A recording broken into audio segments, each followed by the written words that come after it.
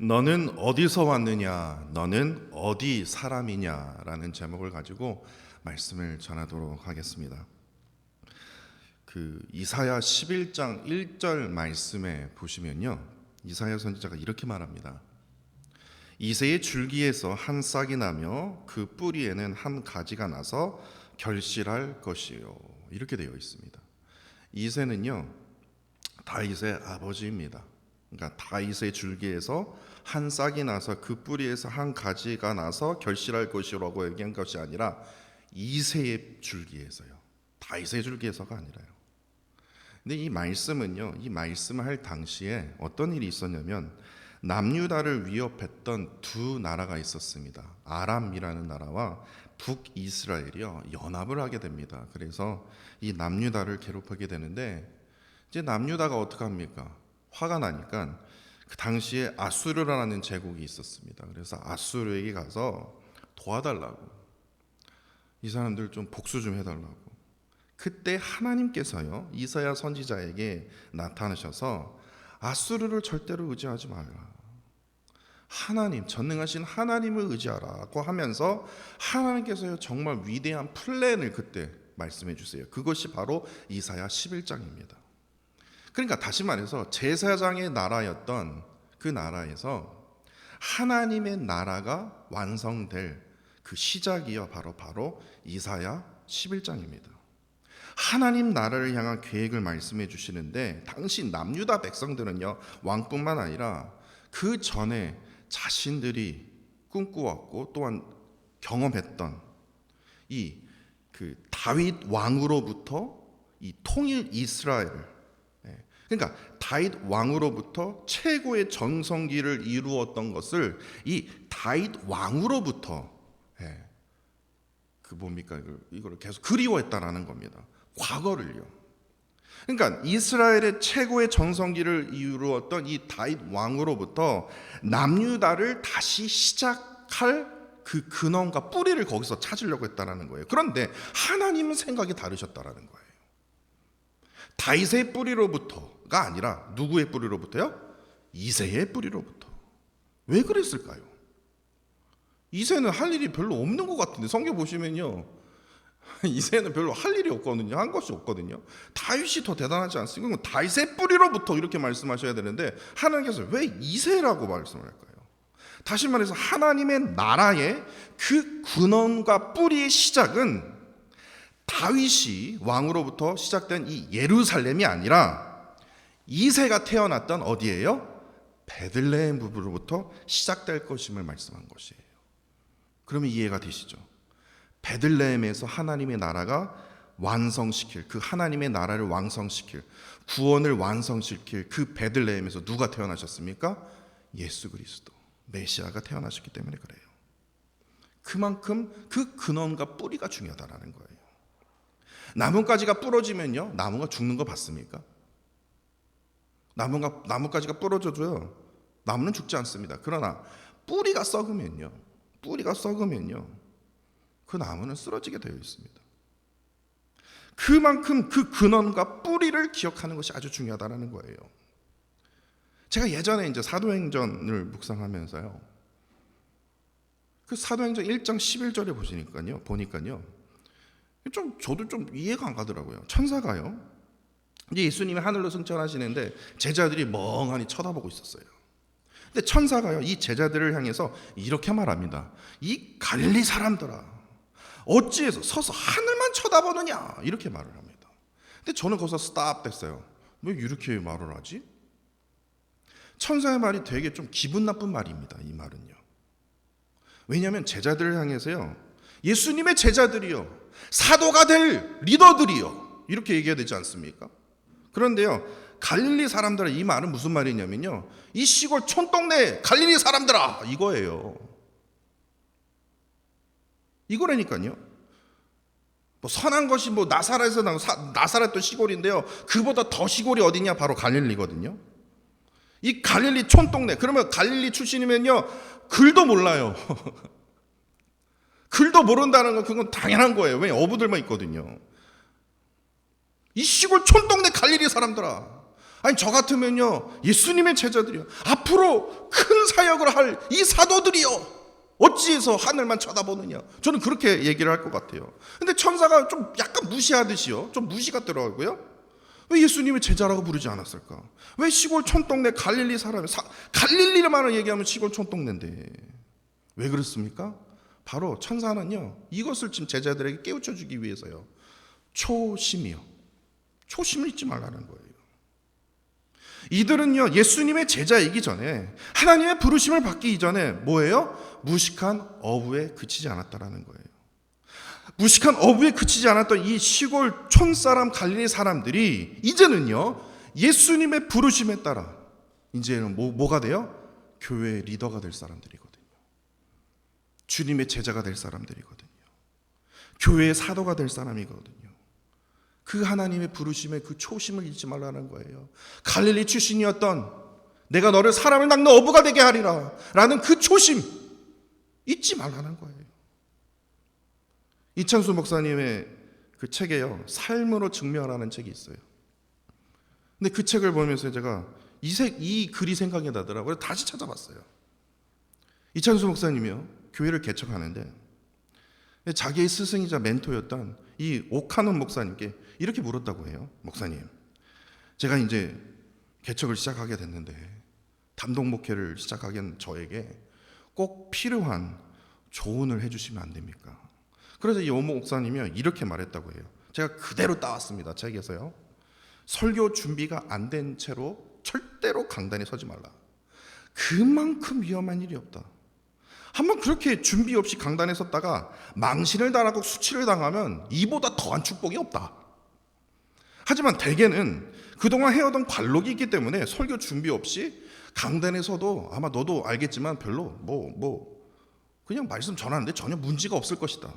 그러나 이것이 계속 지속될 때에는 이것이 목사에게 가장 위험하고 무서운 일이 될 것이다.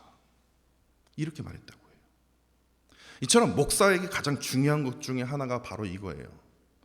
하나님의 감동으로 된 것으로 교훈과 책망과 바르게 함과 의로 교육하기에 유익한 이 하나님의 말씀입니다. 목사는요 이 말씀에요 떠나서는 안 돼요. 목회자가요 말씀을 깊이 묵상하지 못하면요 설교 준비가 어려운 거예요. 자꾸만 시리즈를 만들려고 하는데 왜 시리즈를 만들어야 되는지는 모르겠지만, 뭐 소망 1, 소망 2, 그리고 결단 1, 결단 2, 막 시리즈를 만드는데 성도들은 시리즈가 궁금한 게 아니라 말씀이 궁금하거든요. 근데 왜 자꾸만 시리즈를 만드는지 모르겠어요. 말씀이 궁금하거든요. 말씀 안에서의 적용이 궁금하거든요. 이거를 알고 싶어 하는데, 그러니까 설교의 뿌리는 교리가 아니라는 거예요. 신학이 아니라는 거예요. 하나님의 말씀이 있다라는 거예요. 그 말씀 앞에 목회자가 얼만큼 지금 몸부림치면서 씨름하고 있는지. 이처럼 참된 성도가 되기 위해서도요 똑같습니다. 하나님의 말씀, 이 성경 말씀이요 뭐가 돼야 돼요? 뿌리가 돼야 됩니다. 우리 아버지가 목사이시고요, 저희 중조 할아버지가 그러면서 저희 그 대대로 40년 동안 50년 아니요 100년 넘게 저희가 이렇게, 그거 중요하지 않아요. 그게 뿌리가 아니라니까요. 그걸 무시한다는 얘기가 아니라, 저희 장인 어른도 저희 아버지도 목사이십니다. 근데 전 자랑하지 않거든요. 하나님의 말씀이 뿌리이기 때문에 그것이 나의 뿌리가 될 수 있다는 것은 아니에요. 2대째 목사님이니까, 아니 10대째 목사님이니까 안 들어봐도 설교는 엄청 잘하시겠네. 아니요. 10대 100대 목사라도요 하나님의 말씀에 뿌리를 내리지 않으면요 망하게 됩니다. 저 그거 봤거든요. 5대째 목사님 봤는데 망했더라고요. 봤거든요 제 눈으로. 그만큼 하나님의 말씀을 뿌리로 대야 된다는 거예요. 성경 말씀을 통해서 왜 그렇습니까? 왜 뿌리로 삼아야 됩니까? 이 말씀이 어떻게 되냐면 우리의 삶의 방향을 제시해 주기 때문에 그래요. 삶의 방향이요. 그 삶의 길을 제시하기 때문에 그렇습니다. 그리고 제일 중요한 게 무엇인지 아십니까? 말씀의 방향에 따라 내 마음을 돌이킬 수 있어요. 다시 말해서 내 마음을 돌이켜 어디로 갑니까? 초심을 회복하도록 하나님께서 인도해 주신다라는 겁니다. 이게 중요해요. 그렇기 때문에 신앙생활에서 가장 중요한 것들이 참으로 많지만 그 중에 중요한 거 딱 2개만 뽑는다. 저는 바로 이새의 뿌리를 기억하는 것. 다시 말해서 근원의 뿌리, 성경 말씀, 이 뿌리를 기억하는 것. 그리고 갈릴리 사람이었다라는 걸 기억하는 것. 다시 말해서 초심을 기억하는 것이 바로 우리의 신앙생활에서 아주 중요하다라는 거예요. 하나님의 말씀입니다. 그리고 내가 만났고 내가 체험했던 그 하나님의 그 은혜를 잊지 말라고요. 절대로 잊지 말라고. 잊을 것 같으면 기록하세요. 하나님께서 나에게 베풀어 주던 그 사랑, 그 은혜. 이런 의미에서 오늘 본문을 묵상하면서 저는 2가지 질문에 다 꽂혔습니다. 오늘 본문 3절입니다. 오늘 설교의 제목과 또 똑같습니다. 너는 어디서 왔느냐? 그리고 13절에요. 너는 어디 사람이냐? 이 말씀을 준비하면서 묵상하면서 계속해요. 저보고 하나님께서 계속 물으시는 것 같아요. 너는 어디서 왔느냐? 너는 지금 어디 사람이냐? 제가 조금 답답했거든요. 진짜 뭐 하나 귀찮고요. 몸은 몸대로 피곤하고 아프고 마음은 너무나 답답한 거예요. 근데 그런 마음에, 강팍한 마음에 하나님께서 저에게 계속 말하는 게 너는 어디서 왔느냐? 너는 어디 사람이냐? 해서 계속 그 질문에 꽂히게 하시더라고요. 제가 무슨 어디서 왔겠어요? 제가 뭐 어디 사람이겠어요? 근데 제가 거기서 깨달은 그 은혜를 제가 나누고자 합니다. 사실 이 2가지 질문은요, 다윗이 물었던 질문입니다. 그러나 그 질문 속에는요, 아주 깊은 의미가 담겨져 있습니다. 바로 너는 어디서 왔느냐? 바로 뿌리를 묻고 있지 않습니까? 근원을 묻고 있고요. 너는 어디 사람이냐? 바로 초심을 묻고 있다라는 거예요. 이게 왜 그러냐? 제가 설명해 드릴게요. 사무엘상 19장 18절에요. 19장 18절에 다윗이요, 사울 왕을 피해서요 라마로 도망갔습니다. 20장 1절에는요 라마 나요스로 도망갔습니다. 그리고도 또 사울이 쫓아오자 21장 1절에는요 노브로 도망갔습니다. 아주 도망치기 아주 그냥 정신이 없어요. 그럼에도 불구하고도 사울 왕은요 끝까지 다윗을 죽이기 위해서 칼을 들고 계속 쫓아오는 거예요. 그래서 다윗이 덜덜덜덜 두려워서요 결국에 어떻게 합니까? 21장 10절에 보니까요 블레셋 땅 가드로 도망갑니다. 골리앗의 고향이요. 진짜 그야말로 호랑이 굴로 들어간 거예요. 얼마나 급했으면 딱 보니까 여기가 내가 죽인 이거 골리앗의 고향이네. 근데 그 가드왕 앞에, 그 가드왕 아기스 앞에요 어떻게 합니까? 여러분 잘 아시죠? 그 아기스 왕과 시나르 앞에서 대문짝을 긁적긁적거리면서 어떻게 합니까? 침을 수염에 질질 흘리면서 미친 행동을 보이게 됩니다. 왜냐? 죽음의 위협을 느꼈거든요. 그러니까 미치광이를 왜 죽이겠어요? 그래서요 왕이요 화가 나서 이 미치광이 다윗을 왜 데리고 왔냐면서 쫓아냅니다. 그러면서 쓴 시가 무슨 시라고요? 시편 34편입니다. 근데 그 시편 34편에서 다윗은요 이것을 깨닫게 돼요. 하나님의 보호하심과, 결국에 하나님의 보호하심과 인도하심이 없으면 우리는 살 수 없겠구나. 내가 지금까지 살 수 있었던 것은 하나님의 보호하심과 인도하심이구나. 그래서요 다윗은요 이제는 깨닫게 돼요. 이제는 사울왕 때문에 내가 두려워서 피하지 않겠다. 그러면서요 사무엘상 22장 3절을 보니까요 이렇게 다윗이 말합니다. 하나님이 나를 위하여 어떻게 하실지를 내가 알기까지. 한 번도 그런 적이 없거든요.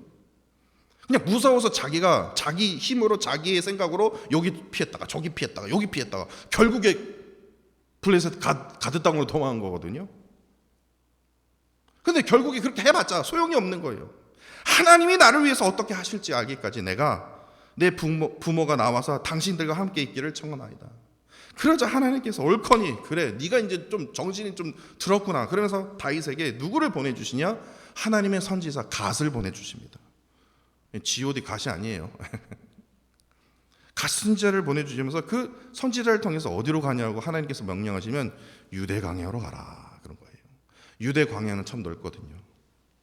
근데 거기서 하나님이요 아주 역전시켜 주시는 그 일들을 행하시지 않습니까? 사무엘상 24장을 보면요, 엔게디 광야, 그러니까 유대 광야가 큰데 그 유대 광야에서 엔게디 광야가 있습니다. 근데 그 엔게디 광야에서 어떻게 합니까? 다윗은요 거기서 사울 왕을 죽일 수 있는 그 찬스가 있었어요. 근데 옷자락만 베죠, 그렇죠? 그리고 또 있지 않습니까? 사무엘상 26장에 보면 다윗이 십광야에서요 다윗을 죽일 수 있는 상황에도 다윗은 그러지 않았습니다. 그러니까 두 번씩이나 사울 왕을 처단할 수 있는 그 상황 속에서도 다윗이 하지 않았던 이유가 바로 오늘 본문에서 다윗이 물었던 질문을 통해서 우리는 답할 수 있다는 거예요. 너는 어디서 왔느냐? 다윗은 이렇게 말할 겁니다. 제가 어디서 왔냐고요? 하나님께서 여기 가라고 하셨잖아요. 다시 말해서 하나님께서 부르신 곳에서 저는 왔습니다. 너는 어느 사람이냐? 하나님, 저 베들레헴에 있을 때 저 베들레헴 사람인 거 모르십니까? 제가 베들레헴에 있을 때 하나님께서 저에게 기름 부어 주셨잖아요. 그런데 하나님의 기름 부은 자가 어떻게 해서 기름 부은 그 사울 왕을 제가 손으로 죽일 수 있겠습니까? 이게 말이 됩니까? 이게 말이 됩니까? 기름 부은 자가 기름 부은 자를 어떻게 죽일 수 있겠습니까? 이거예요. 자신의 뿌리, 근원, 초심을 잃지 않았다는 거예요. 사무엘상 27장을 보시면요, 하나님께서 다윗을 정말 예상하지 못하는 곳으로 하나님께서 이끄시는데 그곳이 바로 다윗이 침을 흘리면서 민치체했던 그 블레셋 가드, 이 아기스 왕으로 하나님께서 다시 인도해 주시는 거예요. 이게 뭐냐? 하나님, 왜 다시 죽을 땅으로 가게 하세요? 그런데 놀랍게도요, 아기스 왕으로 가게 되는데 그 아기스 왕이 다윗에게 무엇을 주냐면요, 땅을 허락합니다. 그 땅이 바로 시글락입니다. 땅을 허락해요. 근데 성경에 보니까요, 그 시글락 땅이요, 다윗 후손 대대로 영원토록 남도록 하나님께서 그 땅을 다윗 후손에게 계속해서 남겨주신다는 거예요. 그렇다면 하나님께서는요, 어찌해서 다윗을 가드왕 아기스에게 또다시 가도록 그 호랑이 굴로 인도하셨을까요? 처음에 갔을 때에는 하나님의 뜻이 아닌 다윗의 뜻이었지만 두 번째는 하나님의 뜻이었거든요. 여러 가지 이유가 있지만 그 중에 하나는요, 하나님께서요, 이 블레셋을 통해서 이제 사울 왕을 향한 마지막 심판의 때가 온 것이에요. 그 마지막 심판의 때에 다윗을 준비시키는데 다윗이 무엇을 하게 되냐면요, 다윗으로 하여금 이 블레셋 주변에 있는 뭡니까? 이 소수 민족들을 징벌하게 하는 거예요. 그래서 다윗 왕권은 무너뜨리고 이제 그 왕권이 어떻게 돼요? 다윗에게 지금 이양되고 있음을 간접적으로 지금 보여주고 있는 거예요. 다윗의 왕권은 무너지고, 죄송합니다. 사울의 왕권은 무너지고 왜요? 다윗은 이제 다시 왕으로 세워지는, 이 왕권이 이양되고 있다는 거예요. 그리고 오늘 본문 사무엘하 1장 1절을 보시면요, 사울 왕이 블레셋에게 죽는 순간 다윗은 뭐하고 있었습니까? 그 다윗의 사람을 빼앗았던 그 이야기는 보시면 돼요. 그 이야기는 하면 제가 끝도 없어요. 다윗의 사람을 지금 아멜렉 이 사람들이 뺏어갔거든요. 근데 아멜렉을 쳐 죽이고 그렇게 돼 있지 않습니까? 얼마나 이게 이들의 죄가 얼마나 컸으면 아멜렉을 무찌르고 시글락으로 다시 돌아오게 됩니다. 그 순간까지도요, 다윗은요 사울 왕의 죽음을 알지 못했죠. 그런데 시글락에서 정확히 사흘째 되던 날에 사울의 죽음을 알리는 전령이 등장합니다. 2절입니다. 그의 옷은 찢어졌고 머리에 흙이 있었더라. 그러니까 전령이라고 생각을 하는데 이러한 모습을 보여주었던 이 전령을 보고는 다윗이요, 이 말투가 조금 이상해요. 의심의 눈초리로 첫 번째 질문은 이겁니다. 너는 어디서 왔느냐? 이거 뭐 질문 같은 질문을 해야죠. 아니, 몰라요? 아니, 사울 전쟁에서 온 거 아니에요. 뭐 상식적인 질문인데 왜 이걸 물었을까요? 기회를 준 거예요. 너 지금 거짓말하고 있지. 왜냐? 전령이었다라면 한번 생각을 해보세요. 사울 왕의 신하였다고 말을 한다면, 전령이었다면 지금 기부하러 가야죠. 다윗에게 왜 갑니까? 사울이 지금 다윗을 죽이려고 지금 가고 있는데, 아니 다윗에게 왜 가요? 사울 땅으로 가야죠. 그렇기 때문에 다윗은 어떻게 해요? 이건 전령이 아니다, 탈연병이다, 이렇게 보았기 때문에 그래요. 그런데 그 사망 소식을 다윗에게 알리는데, 다윗은 당연히 그를 탈연병으로 여기면서 강한 의심을 품고요 계속해서 묻게 됩니다. 그런데 이 탈연병이 여기서 그냥 그만하면 되는데, 죄송합니다, 제가 잘못 갔네요, 기부하러 가야 되는데 제가 잘못 갔네요, 그러든지. 그런데 이 탈연병이 어떻게 합니까? 온갖 거짓말을 만들어냅니다. 여기서 탈연병에 딱 두 가지 거짓말을 합니다. 첫 번째, 6절입니다. 오늘 본문 6절입니다. 사울이 자기 창에 기대고 병거와 기병은 그를 급히 따르는데, 이거 완전 거짓말이에요. 사무엘상 계속 읽어보셨던 분들은 압니다. 사무엘상 31장 3절을 보시면요, 사울은요 그 병거와 기병이 그를 따른 게 아니라 활 쏘는 자가 그를 따라다녔어요. 그래서요 그 활 쏘는 자에 의해서 활에 맞아서 중상을 입었다라는 거예요. 거짓말이죠. 두 번째로 9절에요, 사울 왕이요, 너는 내 곁에 서서 나를 죽이라라고 명령한 것도 뭐예요?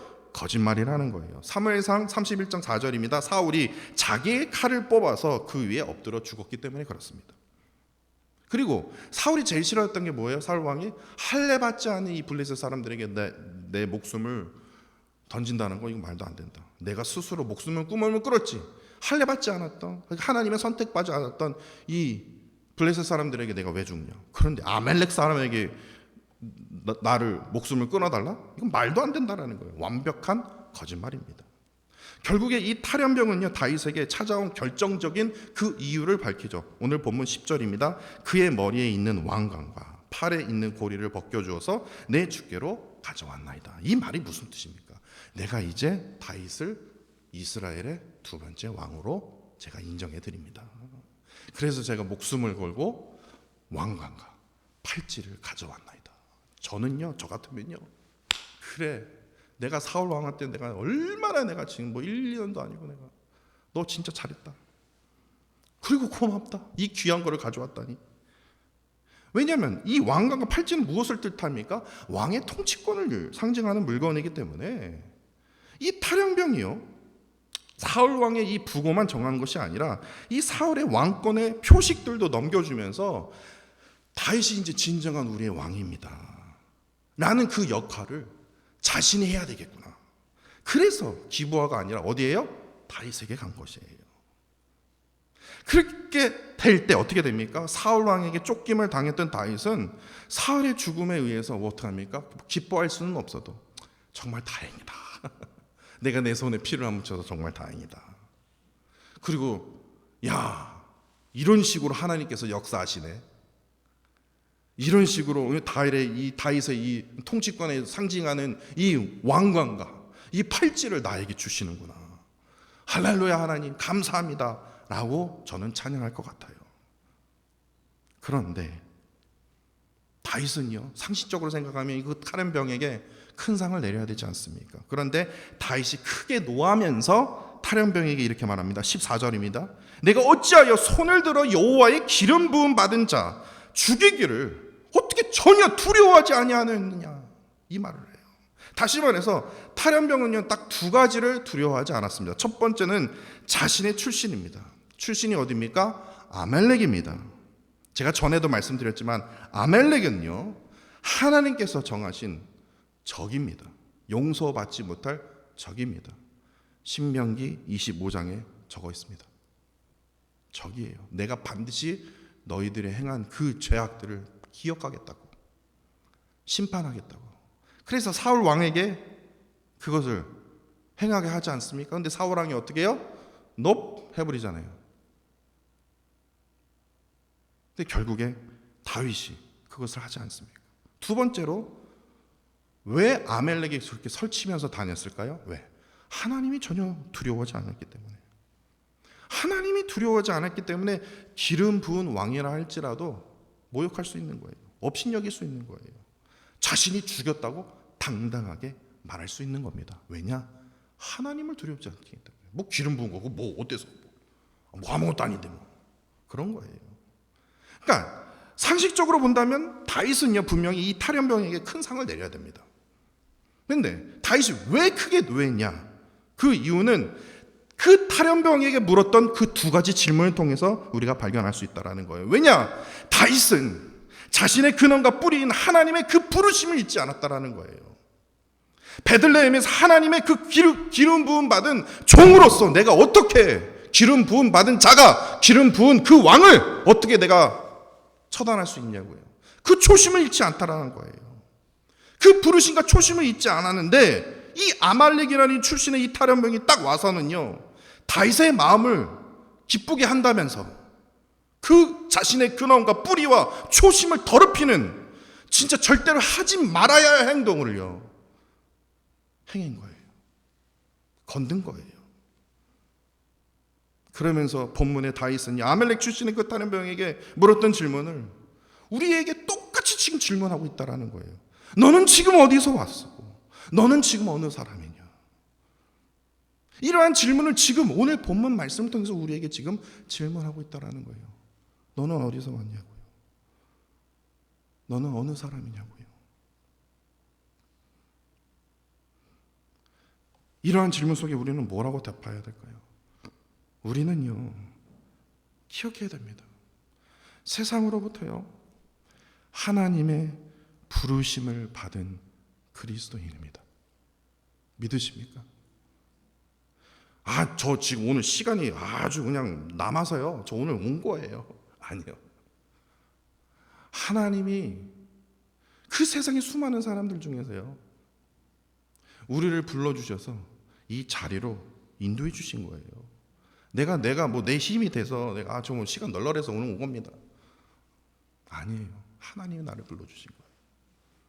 항상요, 지금 직장도 마찬가지고요. 내가 가는 그 모든 것이 뭐예요? 하나님의 부르심이 있다라는 거예요. 또한 너는 어느 사람이냐? 죄인된 우리를 위해서 십자가의 보혈로 구원받은 사람이라는 거예요. 내가 죄인이었다라는 것을 잊지 말라는 거예요. 죄인된 사람이었다라는 걸 잊지 말라는 거예요. 거룩한 척하지 말라는 거예요. 다 아는 척하지 말라는 거예요. 나 목사야, 나 장로야, 그렇게 너는 내 말 들어. 그게 아니라는 거예요. 나도 똑같은 죄인이라는 거예요. 초신자, 10년, 아니요 100년 신앙생활하는 사람, 하나님 보시기엔 똑같은 죄인이라는 거예요. 내가 죄인이었다는 사실을 잊지 마십시오. 내가 잘나서 목사가 된 게 아니에요. 저는 항상 저에게 제가 여러분들에게 말씀드리지만, 저는 목사 안 됐으면 사고 칠까 봐 하나님께서 저에게 목사를 해주신 거예요. 근데 사람들은 이렇게 생각합니다. 그래도 믿음이 좋으니까 목사 된 거 아니야. 모범이었으니까 장로로 세워주신 거 아니야. 아니요. 성경의 요한과 야고보 보세요. 베드로 보세요. 성격으로요, 아주 성격 좀 거시기한 사람들입니다. 예. 잘나서가 아니에요. 믿음이 좋아서 하나님께서 그들을 사도로 삼으신 게 아니라는 거예요. 그 사람, 그 부르심이 없다면 절대로 가능할 수 없다는 거예요.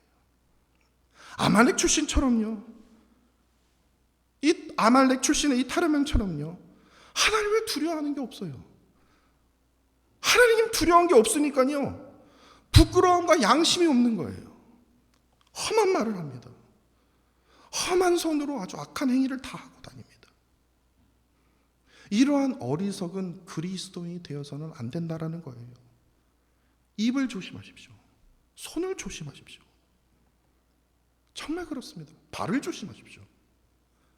내가 죄인이었다는 사실, 내가 지금 이 자리에 설 수 있는 건 하나님의 부르심으로 내가 이 자리에 설 수 있다라는 거 잊지 마시라는 거예요.